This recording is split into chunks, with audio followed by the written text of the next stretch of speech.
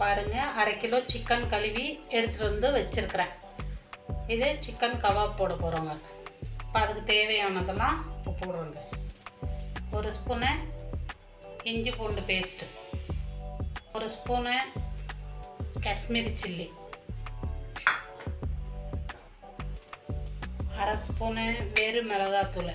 ஏன்னா எங்களுக்கு காரம் கொஞ்சம் தேவைப்படும், அதனால் நாங்கள் போட்டிருக்கோம்.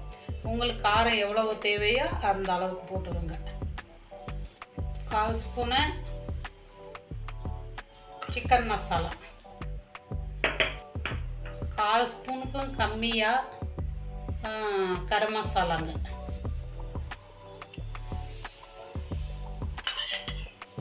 2 ஸ்பூன் தயிர்,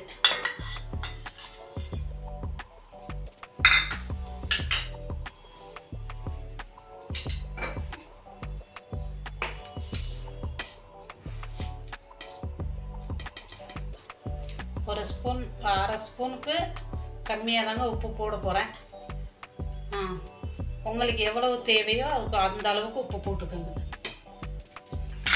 கார்ன்ஃப்ளவர் மாவு வந்து ஒரு 3 ஸ்பூன் போடுவாங்க.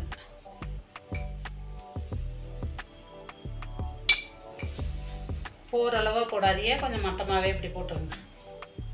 ஒரு 1/4 ஸ்பூனு கடல மாவுங்க, 1/4 ஸ்பூனு கடல மாவு, ஒரு 1/4 ஸ்பூனு அரிசி மாவுங்க போட்டுட்டு ஒரு முட்டை, ஒரு சின்ன முட்டை உடைச்சி ஊற்றுறேங்க.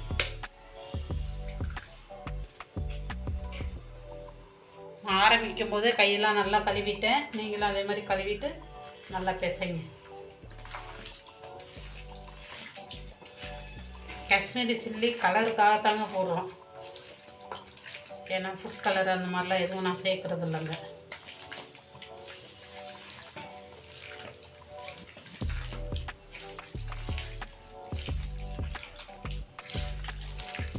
அப்படியே ஒரு 1/2 மணி நேரம் ஊற வச்சிடலாமுங்க. பொரிக்கும்போது காமிக்கிறேன்.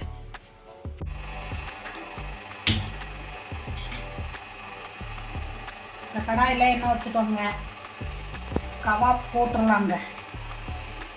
இங்கே பாருங்கள், எண்ணெய் காஞ்சிருச்சுங்க.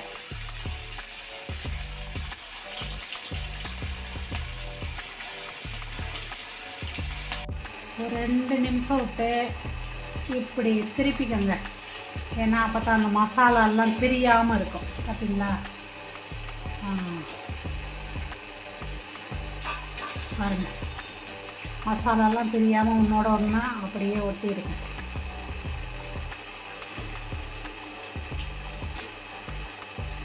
நல்லாவே விட்டுங்க.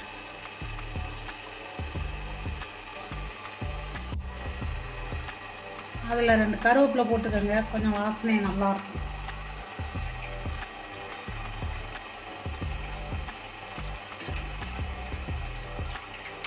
பாருங்கள், நல்லா வெந்துருச்சு, மொறுன்னு இருக்குங்க.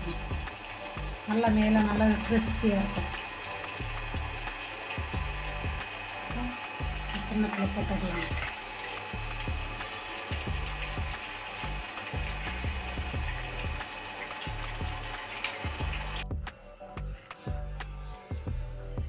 கபாப் ரெடி ஆயிடுச்சுங்க, வாங்க சாப்பிடலாம். பாருங்கள், நல்லா அப்படியே அழகாக வெந்துருச்சுங்க.